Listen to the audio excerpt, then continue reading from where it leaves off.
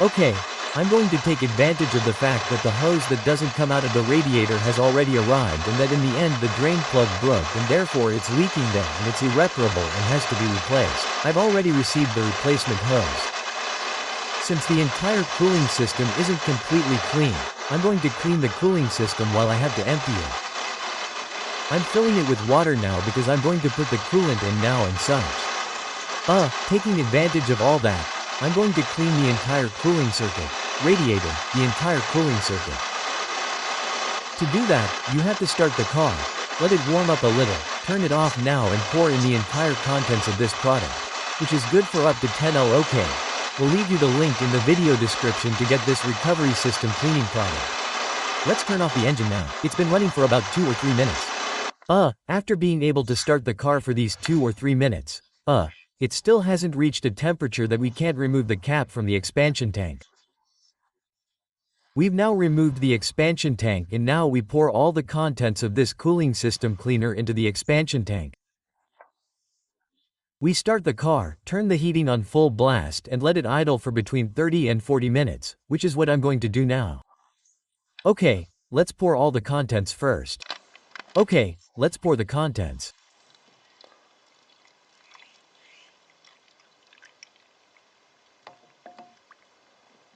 There it is, everything already there. Great. So now what we're going to do is start the car and let it idle for half an hour with the heating on full blast. Let's do that. Logically, we put the cap back on.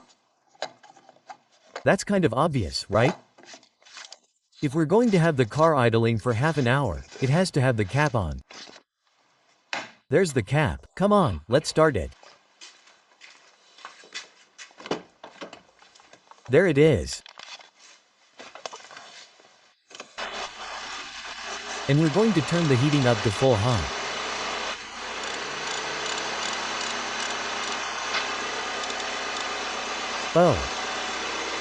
And now we're going to put this one there. The maximum is 12. Well, we'll leave it there at 8 at least.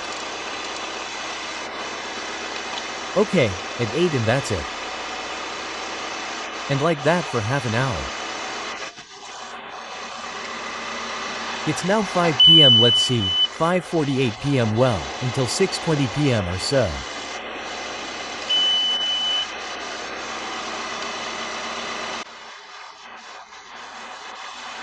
Well, look, it's already 6:35 p.m. I've already turned down the heating because, of course, with the heating on it wouldn't finish warming up. I hope it's not to do with the thermostat because the thermostat is new and the thermostat is always open. I understand that I'm going to leave it off for a little while now, okay? To see if it warms up completely and that way I don't imagine strange things. Okay, if I think it's going up without any problems now that I've removed the rating. Indeed, the needle is already going up without any major problems in 2 minutes, okay?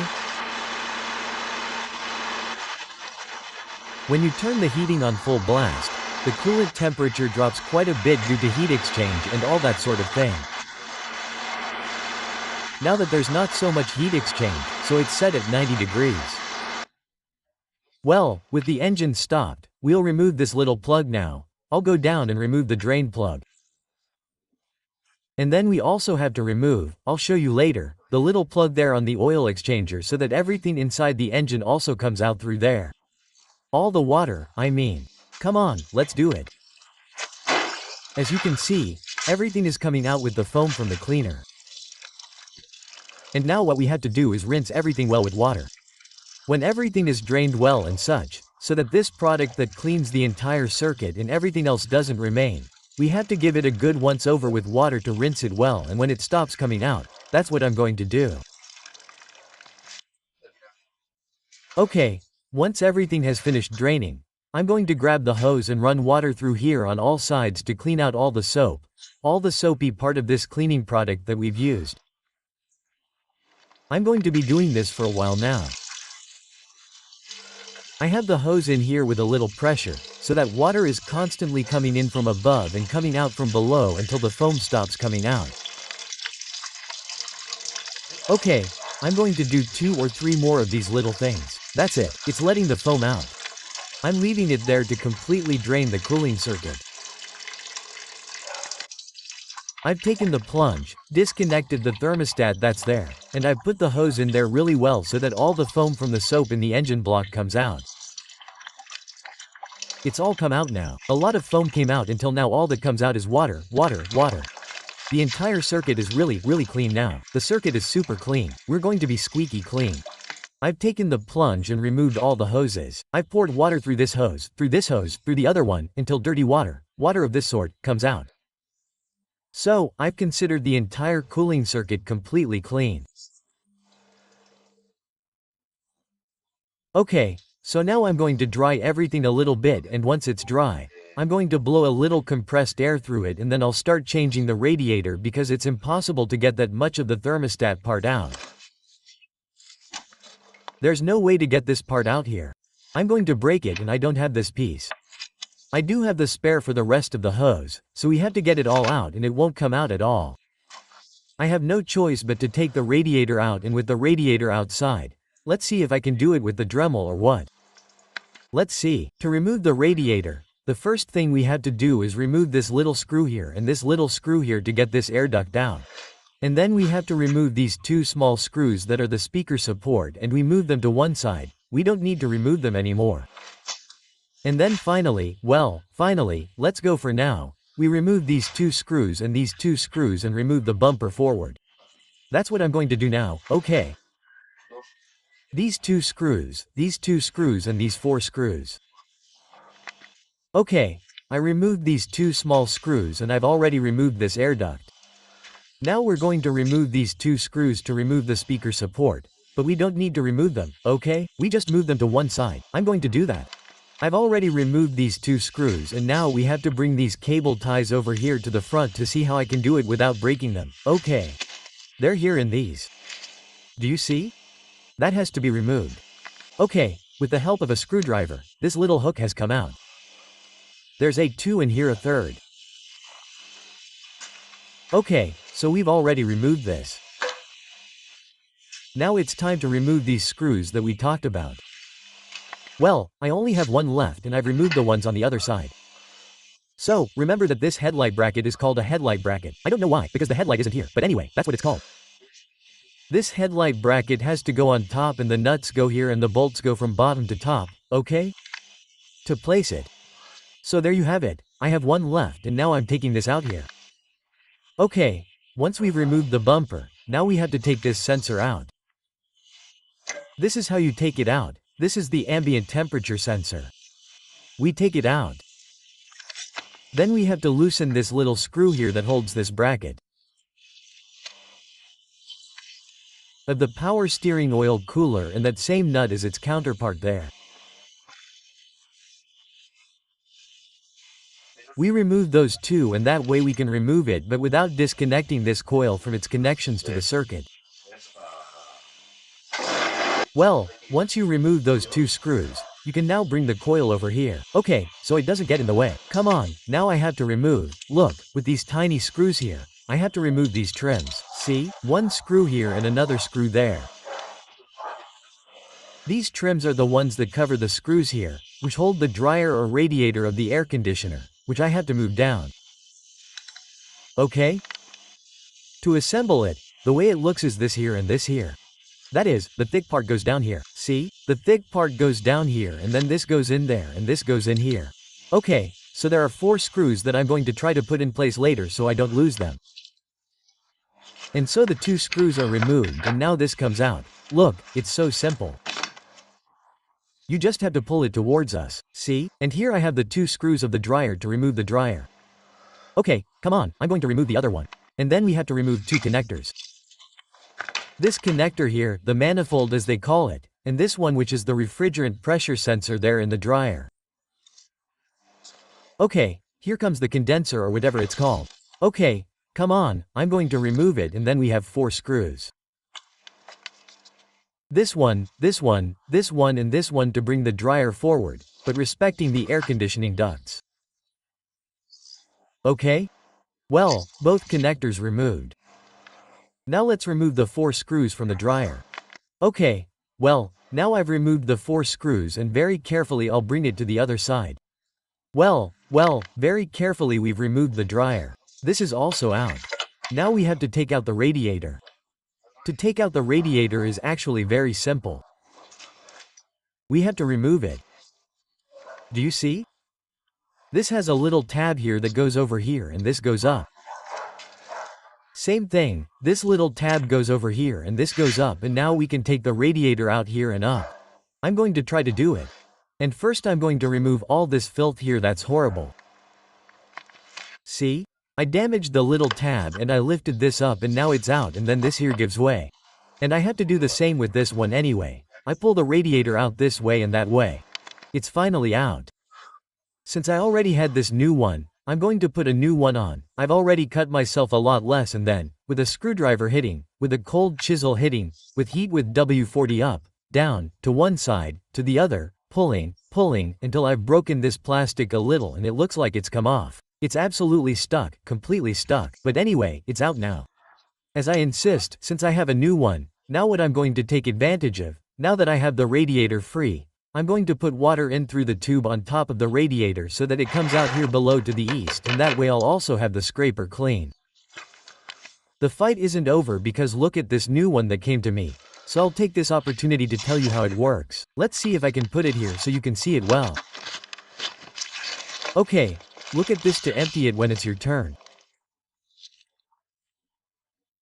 To empty it, turn it counterclockwise, snap. And when it stops, we can pull a little towards us, see? And it comes out like this.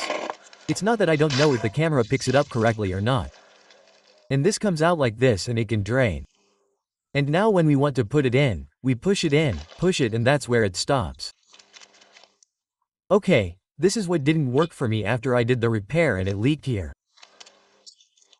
And the only way to fix this, since this cap doesn't come out, is to buy everything new. Okay, but the thing is that what I bought, you see, is not new. I need this one here, which is this one. But this one does not come with a clamp, not one of those. It comes, you see, completely sealed, and I had to get it back. So I'll try to see if I can, which is very difficult with a Dremel, cut a little bit without cutting the rubber, but come on, that's very high risk and I don't know what solution to give it, but there's no other way. So, very carefully, okay?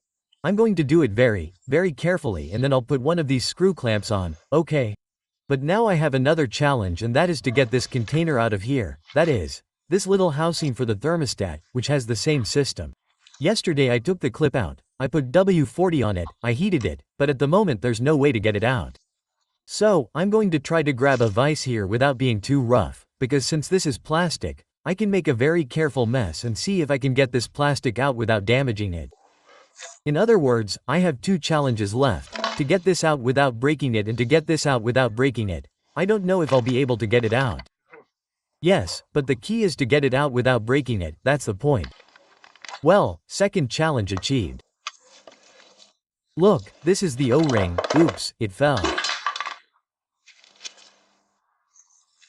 And this little plastic here is unbroken. Okay, everything's perfect, it didn't break or anything, but I suffered, huh? Let's see, holding it here with this vise. The worst thing is that I don't have a fixed table. This is made of wood and it doesn't put much pressure on me either. But let's go, to one side, to the other, to one side W40 heat, to one side, to the other, to the other, to the other W40 heat, of course, and hold it well here. If you try to do that there in the car when it's so stuck together, it's impossible, you see? There's so much brown stuff there that it's like the plastic is half welded to the plastic and there's no way. And I've tried to watch 1,000 videos and what I've seen is that people break it when trying to get it out. The radiators, the whole thing, a bit of everything. Some people try to do it with many techniques, of course, depending on the hole you have on the side you're on. Like with a screwdriver putting it in like this, turning it and such. Well, some people succeed and some people don't. I've had a bit of a hard time. Okay, let's go. Well, now I only have one challenge left in this whole story, and that is if I had known, I would have ordered this hose already and it wouldn't have complicated my life, but since I didn't know, I didn't pay attention to that. Now all I have to do is get this hose out without breaking it. I'm going with a small Dremel to see if I can do it with a small Dremel. Well, the good thing is that I managed to get it out from underneath without breaking the radiator. The radiator is spotless, intact, thank goodness, and in the end without having to remove the radiator, because as this car is a Multitronic, to remove the radiator you have to disconnect the oil line from the Multitronic gearbox, and that can be avoided. I prefer to avoid it. It's not that much happens, but it's taking unnecessary risks. See? Here it is. I don't know if you can see it well, but this without breaking. Okay, it came out without breaking, so very good. The next thing is, before removing this, I was going to look for the small DM, which I can't find now. We have to look carefully at what position it is, okay? This is angled like this is like this here, and this. Look, here it has the shape like this. Okay? This is the position. That's the position. Marked like this in case I have any doubts when I put it on. I'll watch the video and leave it like this for reference. Well, I think I've got it halfway done. I don't think it has affected the rubber yet, and look at the state of the plastic breakage. Now we'll see if it has affected the rubber or not. See? Well, I'm almost there. I'm almost ready for the candies. I'm doing it very carefully and very slowly, all the time making sure not to damage the rubber, okay? And always putting the sender underneath and such so that it doesn't affect the rubber. And I think it hasn't been affected at all. If it had been scratched a little bit, it wouldn't be that bad, so much because it's quite thick, but it shouldn't be affected at all. So I'm going to finish by taking it out. Okay. Well, that's it. Test passed. It's out. I put the line back on. Look, it only has this small superficial mark that hasn't affected anything. Inside, everything is perfect. Everything is perfect. And this is what I had to do. Okay? Well, now I'm going to be able to take the car to the garage, because if not, I'll try to fix this thing that I thought I wouldn't have loose and all that stuff. In any case, if this were to break at any time, they sell it loose, it's the easiest to change. We'd have to change the coolant again, but it's the easiest to change. So there's no problem there. Great. Okay, finally, when cleaning the radiator, what I'm doing is putting the hose through here, through this little tube here, and it comes out through there in the bucket that I have down there. Okay, do you see? And now it comes out completely transparent. It came out a little bit brown at first, a little dark, then I emptied 4 of these buckets, okay, of water, and now it comes out completely clean. So perfect. The radiator is now completely clean, and the entire circuit system is also clean. We've got another 15 years. Well, now I have the sleeve that needed to be recovered. The mark there had to go in the center of this, and I have put it with the clamp, so that the screw can be seen from above when I put it in, because if not, at some point it has to be adjusted more, removed or whatever, okay. Then when I put it in, since we already know that this has a tendency to get dirty, get stuck and such, I am going to put a little bit of copper grease on both ends, okay? I am going to put a little bit of copper grease on both ends, so that later on it will come out a little easier. And then I also bought the O-ring that comes here in the thick part, the one on top. I don't know why not. Oh, yes, because there wasn't one. Well, I bought it, but it is not necessary because in this replacement hose that I bought, this one comes with the O-ring, and here on this side, on the other end, it also comes with the plastic, you see, and the O-ring comes with everything. That is, I don't have to buy anything. I don't have to put anything extra. I already have this part, so I can put it in place. And I'm going to put the entire front back in, the entire part, and that's it, no more inconvenience.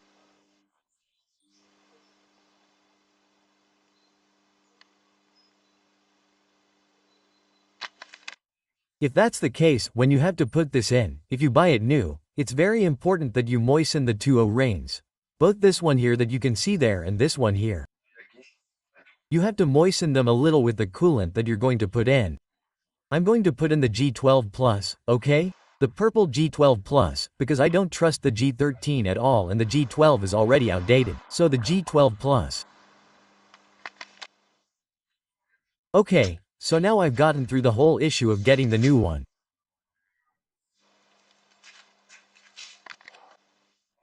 Okay, now that I've gotten through the issue of removing all the sleeve hooks for the new sleeve, putting in the new clamp, now what I'm going to do is reassemble this dryer thing. What's it called? The air conditioning radiator. Everything I had put in. I put the front back in place, and I'm going to install things, thermostat and so on. I'll only tell you the tightening torques because the rest of the assembly is the same as the disassembly, but in reverse, so I'll only record the tightening torques so as not to make the video too long. Okay, well, it's already installed. Okay, the connector here, the connector here, the trim here with the 2 screws. The 2 screws of the dryer. This screw here of the gasket.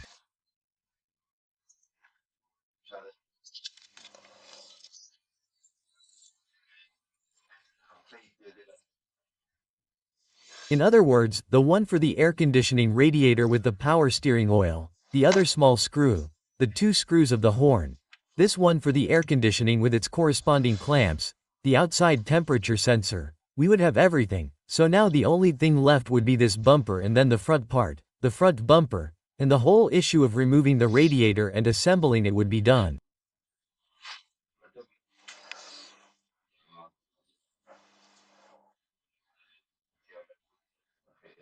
I'm going to tell you what the tightening torque is for the bumper, which is this front one. And well, these screws, all 4 of them, are at 20 N, okay? 20 N, okay. I still have the air intake for the intercooler, which is this one here, and it simply goes in like this from the front and moves to the left. There's nothing else. Well, but I'm going to put this at the end when I put all the water in and stuff in. This is for last. Okay, well, let's put the water hoses and the thermostat in. First, the thermostat. Let's put the thermostat in. Done. Well, once the 2 thermostat screws are tightened, the thermostat is now in place. The 2 screws, the top and bottom ones, are at 13 N, okay. This is the top one. Then the bottom one at 13 N. Now what I have to do is put a little bit of copper paste in this joint here so that it goes in and out easily. And on the other side too, on the radiator, okay? That would be this fat one here. I take the, what do you call these? These little ones, I put them up and I try to put this in. Let's see if it looks good. Well, I've already put the new sleeve with the new wire in there in the thermostat cover and now I have to do the same thing, put it down there. Okay, I put copper paste there for that. The wire is up, I put it in, I fit it in and I lower the wire. It has to stay perfect with that cap already closed. Well, now all we have to do is put this in its corresponding sleeve. We tighten it well in there. It already sounds like a click in. And now I lower the wire and that's it. It's completely fitted. But I'm not very convinced with how this turned out. Okay, I'm going to do it with both hands. Okay, now we're going to see the process of filling and bleeding air from the coolant circuit of the 2007 Audi A6 2.0 TDI. The type of coolant you need is G12+, okay? G12+, which is here, you see, approved by Volkswagen, is the pink one that has 50%. I'll leave you a link in the video description to buy this one, specifically from the Kraft brand. And for now, what you have to do is fill the expansion tank and as it fills up, we'll have to loosen this little screw here. To do that, we have to remove both the protective rubber here and the open water cover to be able to access this little screw. And that little screw is the air bleed screw. So let's fill it and wait for the air to come out through there and until the liquid comes out through there, okay? A little bit of coolant, so I know all the air has come out. Friends, but I don't know whether to be happy or pissed off. The fact is that I've already finished this whole thing. Radiator, the shock absorbers, the suspension arms, the bellows, a lot of work. I put in the new coolant, I bleed it, and then, just when I thought it was all done, and all that, suddenly, a lot of water starts coming out from underneath. And now, at night, I had to go. I had arranged to go, I was already running super late. So, I took the car out, I said, well, but tomorrow is another day. Today is another day and I was convinced that the problem was that this thing I had changed here wasn't working properly and so on and it's not. Thank God, it's perfect. Then I thought that maybe it was the connection that I had made that was perfect. I said, well, the other new thing I did was the thermostat. Perfect. And it turns out, look, the water is coming from there. I was already getting lost before, I was losing little drops. I wasn't quite sure where those drops were coming from and so on. Before, it was very little. Now it's exaggerated, it's cool. Do you see all the boots that are at this height and its height and such? Okay. Well, there you have it. It's detected and clear, and then I think it won't leak anymore.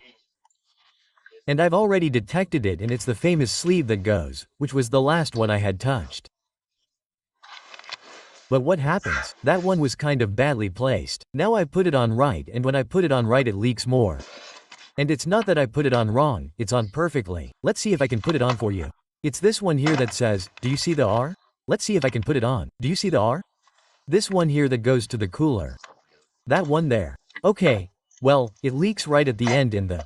That's where it comes out. You put your hand in and it's all soaked.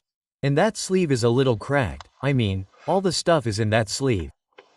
So I'm going to order it now, even if it's the house this sleeve is in a hurry. I'm going to order a new one. Also, it's not like it belongs to one of those stories where it can't be put back on and such. It's this hose on the right, and it's super easy to remove and put back on. I don't care about losing a lot of coolant when they take it out. I'm going to wait for it to cool down because it's very hot and I have to change this hose. And those were all the original leaks back then. There in that hose it dripped, and it was like having a small crack. Now that everything is fixed and put back on correctly, that small crack has become a big crack. But I prefer it because otherwise I could spend my whole life trying to see where those little drops were leaking, and that's where it is. So I think it's better to be happy than sad, because being sad doesn't do me any good.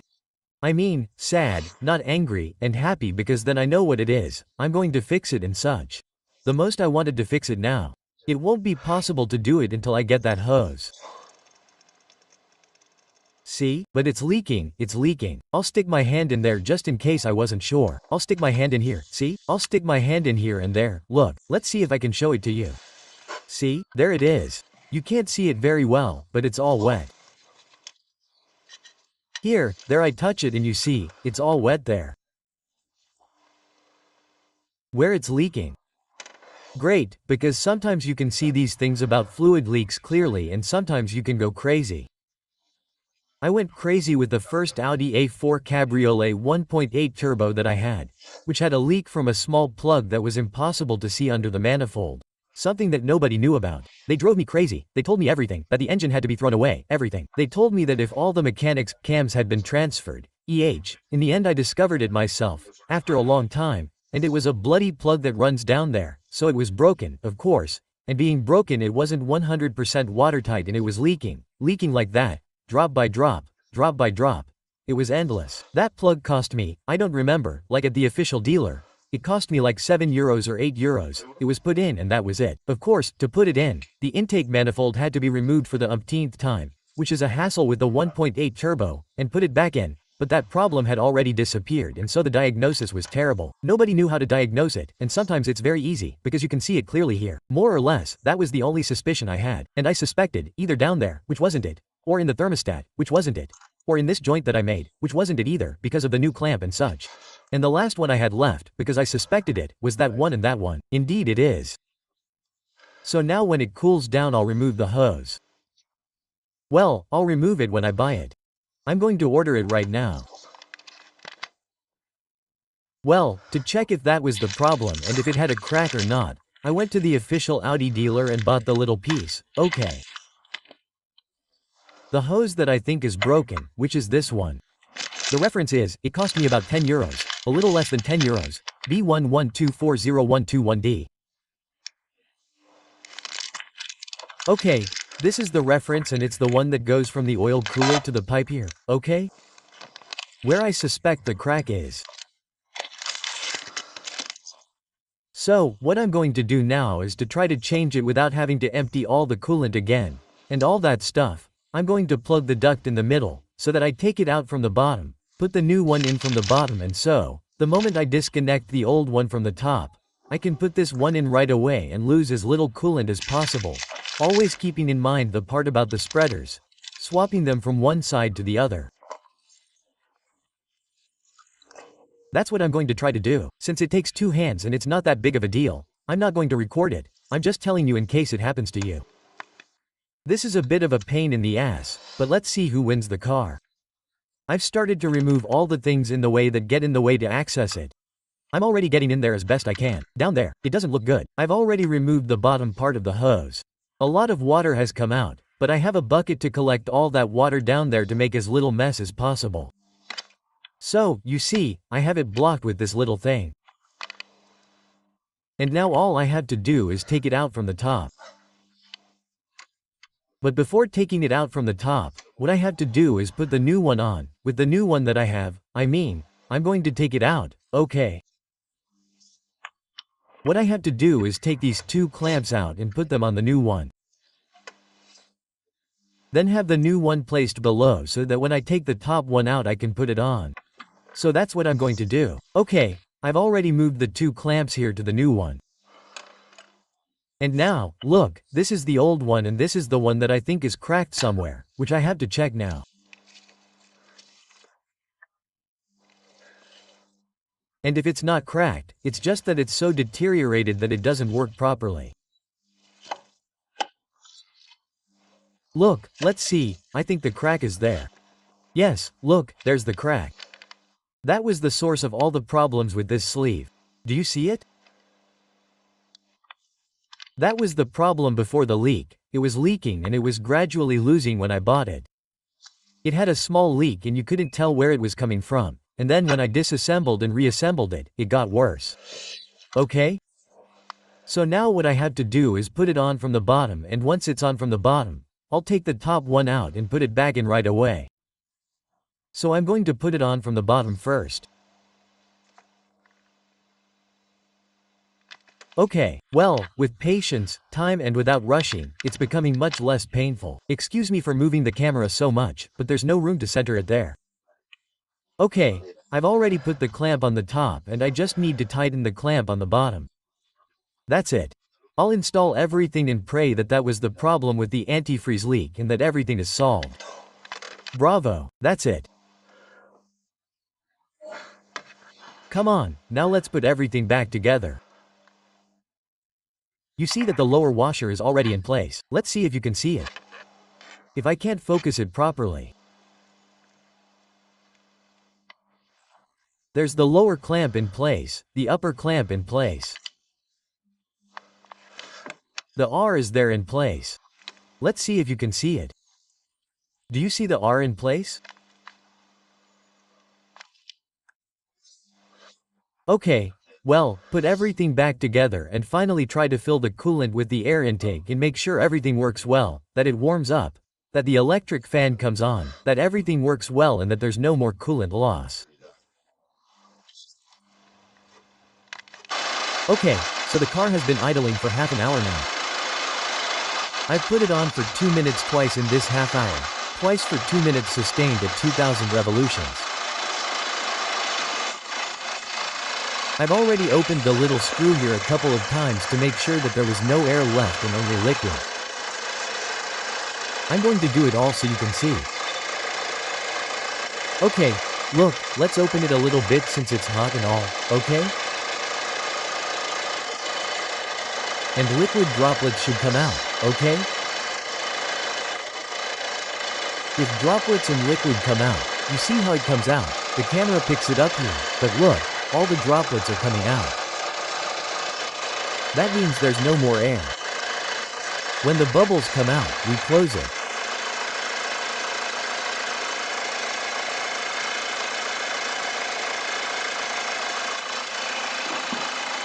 Done, it should be at operating temperature. Indeed, it's already at 90 grams. And now we're going to check that there are no leaks underneath. Okay, I'm going to get the flashlight. Okay, so we're going to go underneath and we don't have any leaks anywhere, okay? Not there, it was a moment, not there, nothing.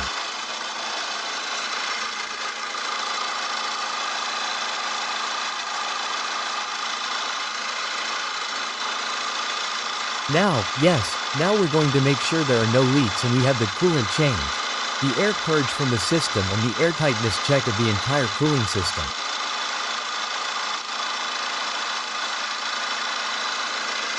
So perfect, very happy because at that moment it was already a little wet, great.